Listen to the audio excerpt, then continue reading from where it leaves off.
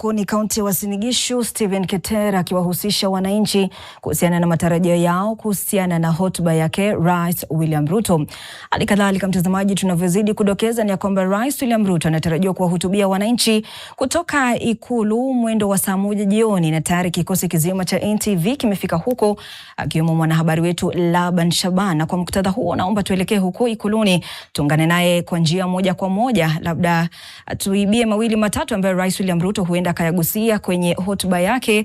Laban, hujambo? Labda kufikia sasa umeweza kukusanya nini, na pia labda unaweza kutuambia ukweli na msimamo dhabiti kuhusiana na fununu ya kwamba huenda Rais William Ruto akafanya mabadiliko kwenye baraza lake la mawaziri?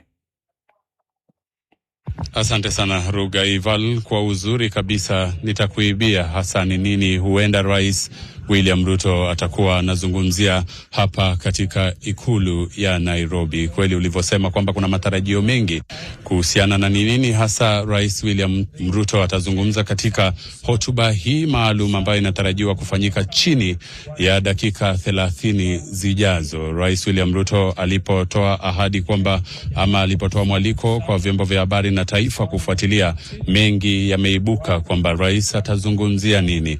Ya kutarajiwa ni kuhusu miaka 4 tangu kuingia katika mamlaka mwaka 2022 Septemba.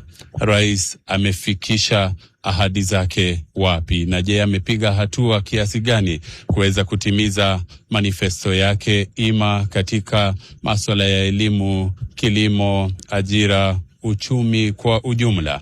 Ni yale ambayo tunatarajia pengine adadavue na aweze kujipigia debe kuhusu kweli amefika wapi. Na tunazungumza katika wakati ambapo wananchi pia wanahisi kwamba wamefinywa sana, ni kwamba wanasokomeza mikono kwenye mifuko yao ndani kabisa kama wanataka kutimiza mahitaji yao ya kila siku ili kumudu hali ya uchumi ambayo imewazonga zaidi. Siku za hivi karibuni kwa kweli tumeona mwaka mmoja kabla ya uchaguzi wa mwaka ujao, siasa zimetokota, upinzani pia ukijipanga kweli kuweza kukabiliana na Rais William Ruto ufikapo uchaguzi huo wa Agosti mwaka 2027 samahani. Kwa hivyo inaonekana kuna shinikizo kubwa kabisa kwa rais. Je, atazungumzia kuhusu siasa hizo? Na je, hali ya uchumi atapigia debe vipi? Kwa hivyo tutakuwa tunatarajia kwamba tumekuwa na ruwaza ya maono ya taifa mwaka 2030, imesalia miaka kama 3-4 hivi. Je, rais atasema nini kuhusu kwenda mbele? Tunazungumza katika wakati ambapo rais amekwisha zindua hazina ya kitaifa, hazina ambayo ni muhimu kabisa. Anasema hazina hizi ya National Infrastructure Fund ya miundombinu nchini ni hazina ambayo itaweza kusukuma nchi hadi kufika katika viwango vya mataifa ambayo yameendelea kule Asia, tukitaja kama Singapore, Korea Kusini, Taiwan, Hong Kong, tukienda mpaka Malaysia, tukitaja mataifa hayo ambayo Azerbaijan, ambayo rais kwa kweli amekwisha kuwa akitaja kama mifano. Je, hatua yake ya kuweza kufikisha nchi katika kitaifa hicho ni hatua kiasi gani? Kwa hivyo tutatarajia sana kuelekea mwaka 2030 na kuendelea. Alikwisha zindua mwaka 2010 mwaka huu hazina hiyo ya kitaifa ya ujenzi wa miundombinu, ambapo anasema miaka 10 ama 15 ijayo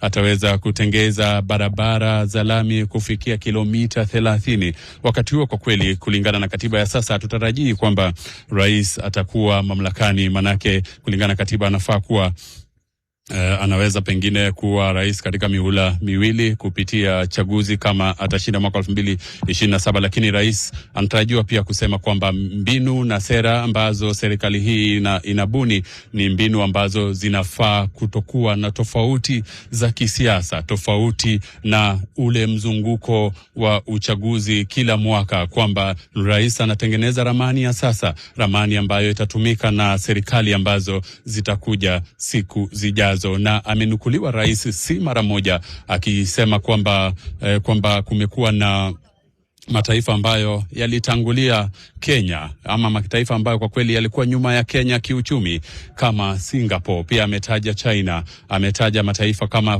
Korea Kusini, na alivyokuwa anataja mataifa hayo ina maana kwamba anasema kwamba nchi hii imebaki nyuma katika kupiga hatua kiuchumi. Kwa hivyo ndio maana tunaweza kumtarajia tuone atasema nini, kwa sababu katika kila hotuba hakosi kutaja hiyo na kuweza pia kujipigia debe. Lakini muhimu kabisa, swali lako la kwanza Ruga Ival, ulikwisha sema kwamba je, rais atafanya mabadiliko hata kama ni mabadiliko madogo katika baraza la mawaziri? Tunatarajia hiyo. Kumekuwa na gumzo hilo kwamba upande wa upinzani, kinara wa chama cha DCP akizungumza kwamba ati huenda kunaweza kuwa na mabadiliko, pengine kuna wale wanaweza kupigwa teke. Tunazungumza katika wakati ambapo wizara ama waziri wa afya Aden Duale alikuwa anasemekana kwamba ametaja kwamba kuna nia ama amemwomba rais kuweza kusukuma baadhi ya mawaziri kutoka eneo la kati kuwaondoa. Sijui kama pengine ni jambo ambalo tunatarajia linaweza kufanyika hapa katika Ikulu.